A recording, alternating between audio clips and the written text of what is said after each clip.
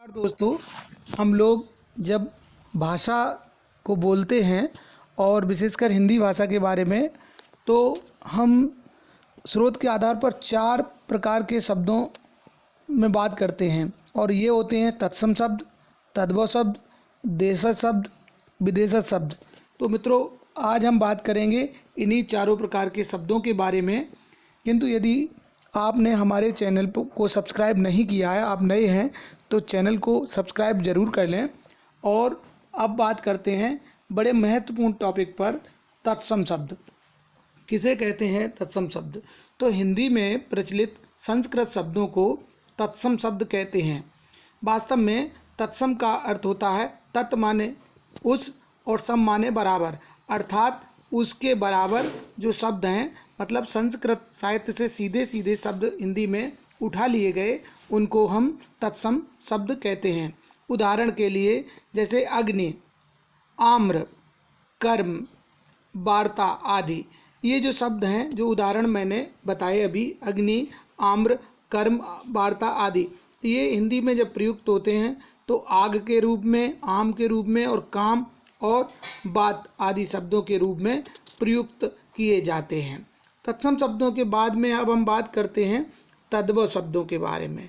तद्भव शब्द जो है ना, वह होते हैं जो संस्कृत के शब्द हिंदी में प्रयुक्त होकर विकृत स्वरूप को प्राप्त हो गए हैं, अर्थात संस्कृत शब्द के विकृत स्वरूप को तद्भव शब्द कहते हैं।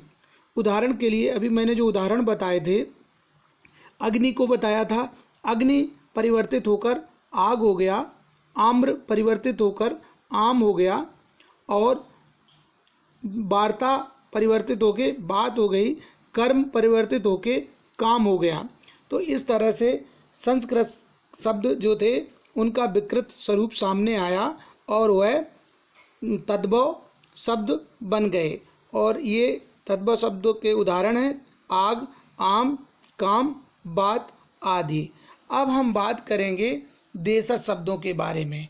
हिंदी साहित्य में देशज शब्दों की बहुलता है, बल्कि हर भाषा के एक आंचलिक और क्षेत्रीय शब्दों का प्रयोग हो जाता भाषा में, तो वो देशज कहलाते हैं। हिंदी में प्रचलित देसी बोलियों के शब्द को देशज शब्द कहते हैं। हिंदी में प्रचलित देसी बोलियों के शब्द को देशज शब्द कहते हैं।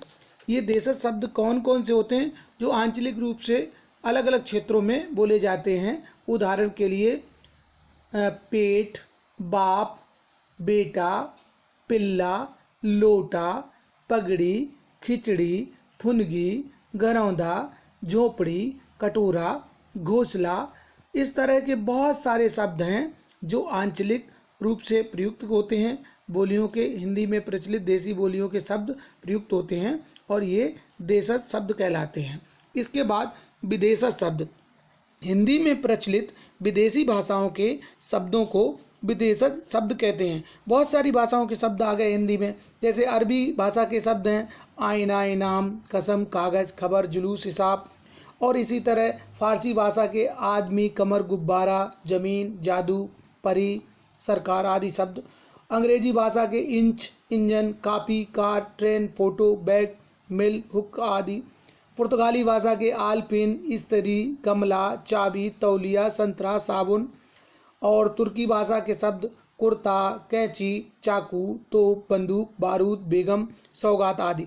इस तरह के ना जाने कितने ही विदेशी शब्दों का प्रयोग हमारी हिंदी भाषा में होता है। तो हिंदी में प्रचलित विदेशी भाषाओं के शब्दों को विदेशी शब्द कहते हैं और मैंने आपको उदाहरण सहित समझाने का प्रयास किया है। तो दोस्तों, यदि आप इस चैनल पर नए हैं तो ज़रूर सब्सक्राइब करिए और वीडियो अच्छा लगे तो शेयर करिएगा। वीडियो देखने के लिए आपका बहुत बहुत धन्यवाद। जय हिंद।